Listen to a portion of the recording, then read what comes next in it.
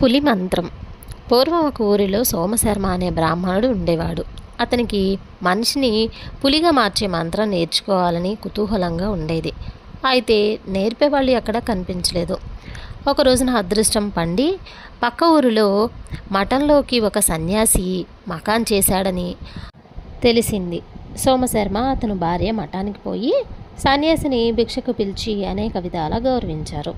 భోజనం అయిన తర్వాత సన్యాసి భుక్తాయాసనం తీర్చుకుంటూ సంతోషంగా కూర్చున్న సమయాన సోమశర్మ ఆయనను ఆశ్రయించి ఆ మాట ఈ మాట చెబుతూ తన కోరిక చెప్పాడు. పులి మంత్రం అతి ప్రమాదకరం, అందుకని మేము దానిని సాధారణంగా లోకానికి వెల్లడించలేము అన్నాడు సన్యాసి. శర్మ ఆ సన్యాసిని వదల్లేదు. సన్యాసికి కాదనడానికి మనస్కరించలేదు. చివరకు సన్యాసి, శర్మ, సరే, నీకు పులిమంత్రం చెబుతాను, అయితే అది కేవలం వినోదం కోసం మాత్రమే పనికి వస్తుంది. ఎవరినైనా సరే వారు కోరితే గాని నీవు పులిగా మార్చలేవు అని చెప్పాడు. ఆ తర్వాత శర్మకు రహస్యంగా 2 మంత్రాలు ఉపదేశించి 2 రకాల అక్షతలు చేతికి ఇచ్చి, శర్మ, మొదటి మంత్రం పఠించి ఈ ఎర్ర అక్షతలు చల్లితే ఏ మనిషినైనా పులిగా మారిపోతాడు. ఆ పులి మొహం మీద మాత్రం నువ్వు మార్చినట్టు ఆనవాలుగా ఒక మచ్చ స్పష్టంగా కనిపిస్తూ ఉంటుంది.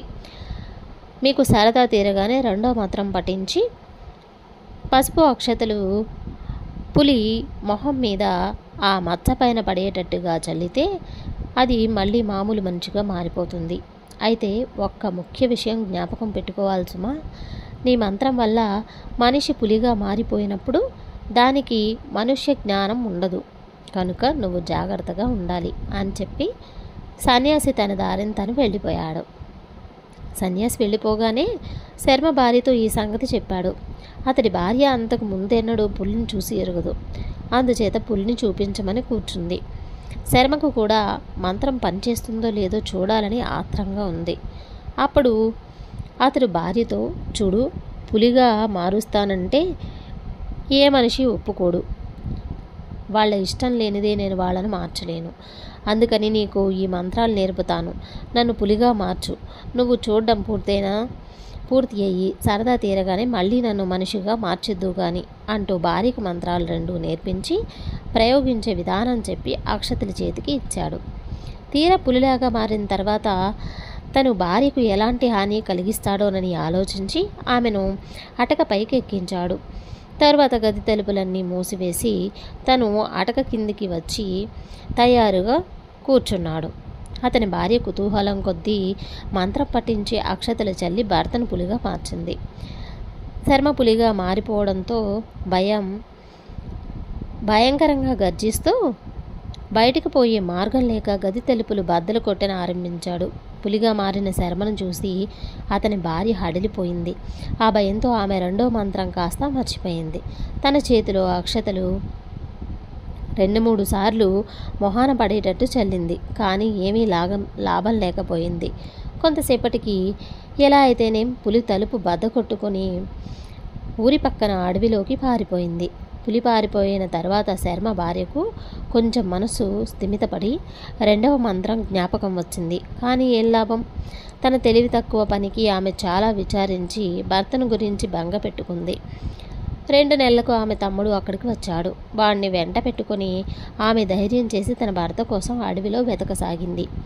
ఇలా ఉండగా ఆ రాజ్యంలో కొత్తగా ఒక మచ్చపులి వచ్చి పల్లెల మీద పడుతుందన్న రాజుగారి ప్రజల మొర పెట్టుకున్నారు.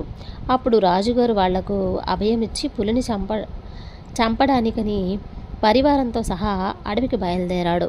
ఎంత వెతికినా ఆ మచ్చ ఉన్న పులి కనబడకపోవడంతో విసిగి వేసారిన రాజు ఒక చెట్టు నీడలా విశ్రాంతి తీసుకోబోయాడు. అంతలోనే ఆయనకు వెనుక నుంచి ఒక గర్జన వినిపించింది. రాజు తల తిప్పి చూశాడు. అలా గర్జించింది మచ్చపులే. అది పంజా ఎత్తి రాజుగారి మీదికి దూకింది. కానీ ఆయన ఆశ్చర్యపడేటట్టుగా చూస్తూ ఉండగానే ఆ పులి బ్రాహ్మణుడిగా మారిపోయింది. అతడి సోమశర్మ. ఒక చేయి ఎత్తి పట్టుకుని 2వ చేత్తో రాజుగారి గొంతు నొక్కి పట్టుకుని ఉన్నాడు. శర్మకు పులిగా మారిపోయిన క్షణం నుంచి తను ఏం చేశాడో తెలీదు. అకస్మాత్తుగా అడవికి మానవ స్వరూపం వచ్చేసరికి తను ఈ అడవికి అసలు ఎందుకు వచ్చాడో, రాజుగారి గొంతు ఎందుకు నొక్కి పట్టుకున్నాడో అర్థం కాలేదు. శర్మ వణికిపోతూ రాజుగారి కాళ్ళ మీద పడి క్షమించమని ప్రార్థించాడు. ఆ సమయంలో పక్కన ఉన్న చెట్టు మీద నుంచి ఒక స్త్రీ దిగి వచ్చింది. ఆమె వనదేవత కాబోలు అనుకున్నారు రాజు. పైగా పులి నుంచి తనను రక్షించింది ఆ దేవతే అని అనుకుని వెంటనే ఆమెకు నమస్కరించాడు. ఆమె వనదేవత కాదు, సోమశర్మ భార్యే. రాజు తెల్లబోయి చూస్తూ ఉన్నాడు. ఆమె రాజుకు తన కథ అంతా చెప్పింది. పులిగా మారిన భర్త కోసం అడవిలో తిరుగుతూ ఉంటే మచ్చపులి అక్కడకు రావడం సంభవించింది. వెంటనే ఆమె మంత్రం పఠిస్తూ గుర్తుపట్టి చెట్టు ఎక్కి కూర్చుంది. రాజు పైన ఆ పులి పంజ ఎత్తగానే ఆమె అక్షతలు చల్లి తన భర్తకు తీరుగా మామూలు స్వరూపం వచ్చేటట్లు చేసింది. తనకు ప్రాణదానం చేసిన ఆమెను మెచ్చుకొని రాజు సోమశర్మకు తన ఆస్థానంలో గొప్ప ఉద్యోగం ఇచ్చాడు. అప్పటి నుంచి ఆ భార్యాభర్తలు సుఖంగా కాలక్షేపం చేస్తున్నారు. వాళ్ళ ఇద్దరికీ పులి మంత్రం సరదా తీరడమే కాకుండా నాటి నుంచి వాళ్ళ వంశానికి మచ్చపులి వంశం అని సార్థకమైన పేరు వాడుకలకు వచ్చింది. కొంతకాలానికల్లా సోమశర్మకు మంత్రం నేర్పిన సన్యాసి మళ్ళీ రావటం తటస్థించింది. ఆయన శర్మ సంగతి విని సంతోషించాడు. కథ సమాప్తం. మాయాతల్పం. పరోపకారి అయిన ధర్మసింధువు నేపాళ దేశానికి రాజుగా ఉండేవాడు. ఆయన త్యాగమూర్తి. ధర్మసింధువుకు మారు వేషాలతో పాదాచారిగా ప్రయాణం చేయటం అలవాటు. ఒకప్పుడు ధర్మసింధువు సాధారణ పౌరుడిలాగా బయలుదేరిపోయి కొన్నాళ్ళకు ఒక పర్వత ప్రాంతం చేరుకున్నారు. మరికొంత దూరంలో ఒక లోయ కనబడింది. అటువైపున ఆయనకు దారి తెన్ను కనిపించలేదు. ధర్మసింధువు అక్కడే నిలబడి ఆలోచిస్తూ ఉండగా ఆ లోయలో పక్క నుంచి ఒక ఆజానుబాహుడొచ్చాడు. అతడు దగదగా మెరిసే దుస్తులు వేసుకున్నాడు. చక్కటి చేతి కర్ర పట్టుకొని ఉన్నాడు.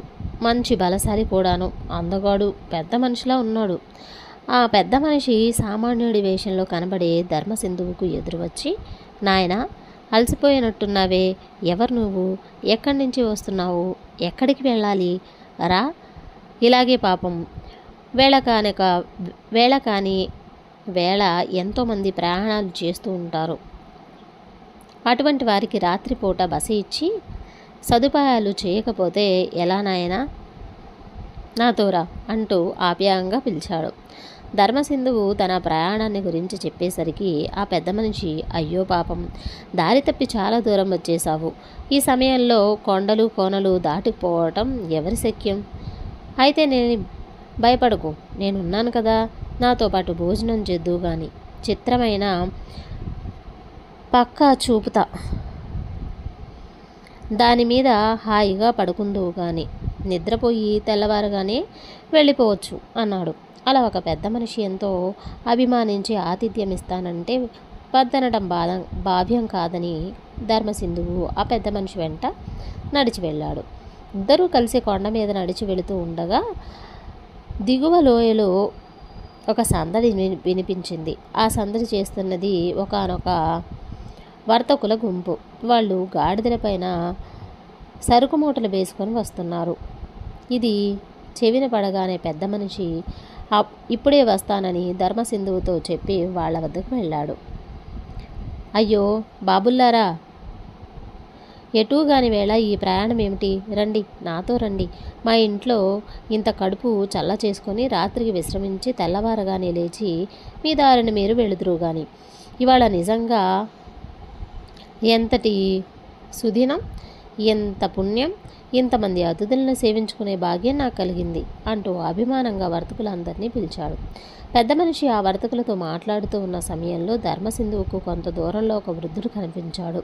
వాడు కట్టెల మోపు ఎత్తుకోలేక అవస్థపడుతున్నాడు. వాడికి సాయం చేద్దామని ధర్మసింధువు అటు వెళ్ళేసరికి వృద్ధుడు కుశల ప్రశ్నలు వేశాడు.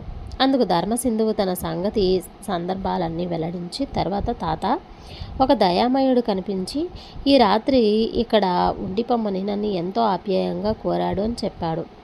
ఆ మాటలు వృద్ధుడు తల వంచి పెద్దగా నిట్టూర్చి, అయ్యో, నిన్ను మాయలో వేశాడా ఆ దుర్మార్గుడు? లక్షణంగా ఉన్న నిన్ను చూస్తుంటే నాకు బాధగా ఉంది. నీవనుకుంటున్న ఆ దయామయుడు నిజంగా పెద్ద మనిషి కాడు, పరమ దుర్మార్గుడు. వాడు చెప్పిన ఆ చిత్రమైన పక్క నిజమైంది కాదు నాయనా, అది మాయాతల్పం అంటూ వృద్ధుడు మళ్ళీ నిట్టూర్చాడు. ఆ మాటలకు ధర్మసింధువు ఆశ్చర్యపడి పెద్ద మనిషిగా నటించే ఆ దుర్మార్గుని గురించి ఇంకా వివరంగా చెప్పమని అడిగాడు. అప్పుడు వృద్ధుడు ఇలా చెప్పసాగాడు. నాయన, వీడొక రాక్షసం వంశంలో పుట్టినవాడు, పరమ దుర్మార్గుడు.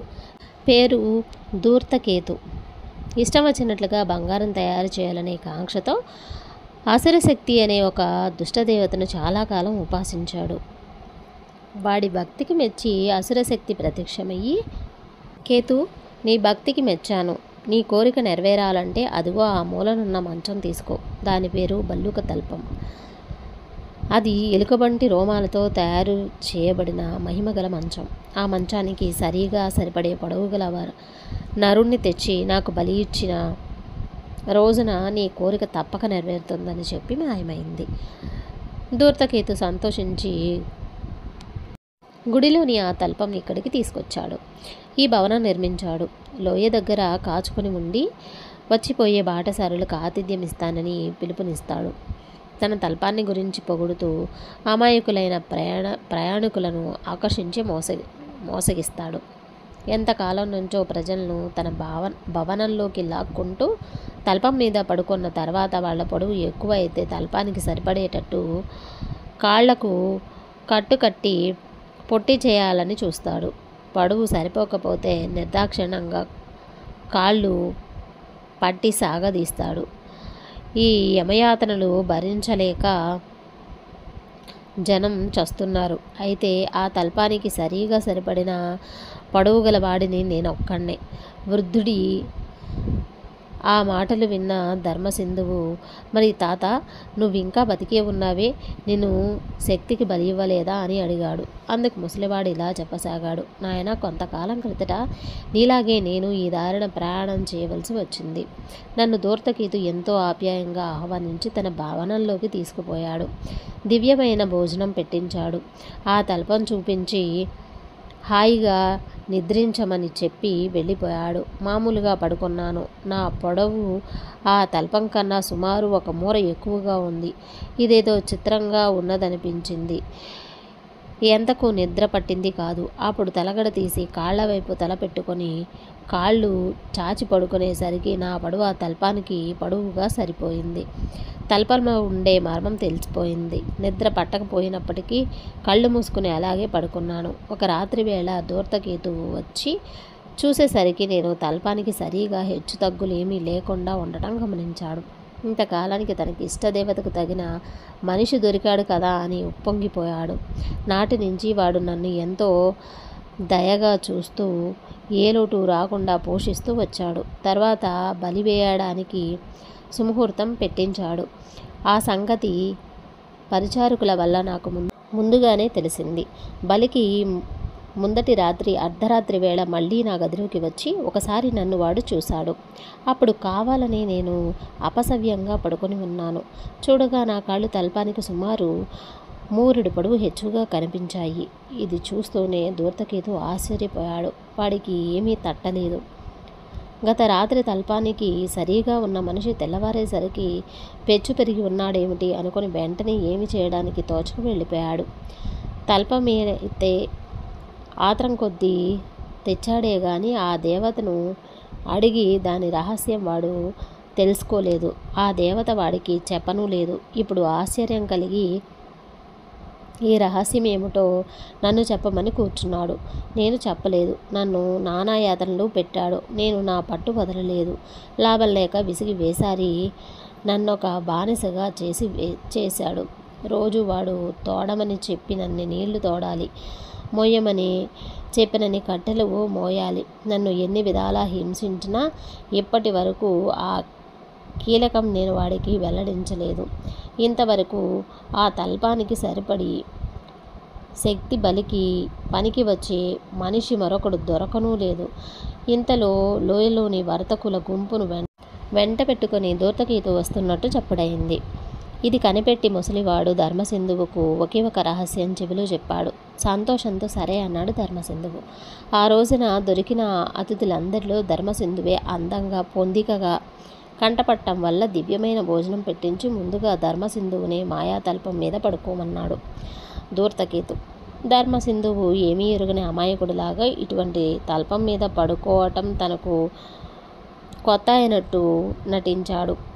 కొంతసేపు అయ్యాక కాళ్ల వైపు తలపెట్టుకొని పడుకున్నాడు. ధూర్తకేతువు ఒక రాత్రి వేళ వచ్చి చూడగా అతను తల్పానికి సరిగా సరిపోయి ఉండటం గమనించి పొంగిపోయాడు. వాడు వర్తకుల గుంపును మరిచిపోయాడు.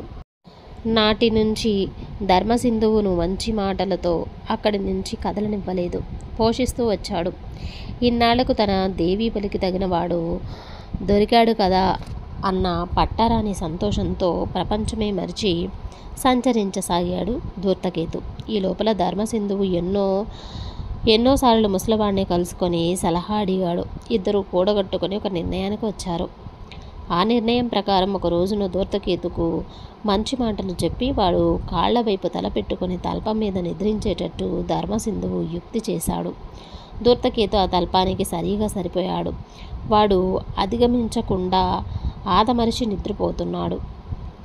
వాడు నిద్రించే సమయాన తల్పంతో సహా ధూర్తకేతును దేవీ విగ్రహం ముందు పెట్టడానికి అంతకు ముందే ఏర్పాటు చేశాడు. తల్పానికి సరిగా సరిపడి ఉన్న ధూర్తకేతును ముసలివాడు ధర్మసింధువు ఇద్దరూ కలిసి బలి చేయబోయారు. కానీ దేవి తన భక్తుడైన ధూర్తకేతువు పైన దయతలిచి వాడిని కాపాడింది. అయితే వాడు తన మునుపటి శక్తిని కోల్పోయి నిర్వీర్యుడైపోయాడు. వాగ్దానం ప్రకారం అసుర శక్తి బంగారం చేసే యోగం ధర్మసింధువుకు చెప్పింది. ధర్మసింధువు తర్వాత లోయలో భవనం వశపరుచుకున్నాడు. బోలెడంత బంగారం తయారు చేశాడు. వృద్ధుణ్ణి గురువుగా భావించాడు. ధూర్తకేతువులాగా కాక ధర్మసింధువు ఆ దారిని వచ్చే బాటసారులందరికీ నిజంగానే ఆతిథ్యమిచ్చే ఏర్పాట్లు చేసి ఆ బాధ్యతను వృద్ధుడికి అప్పగించి రాజధానికి తిరిగి వచ్చాడు. కథ సమాప్తం.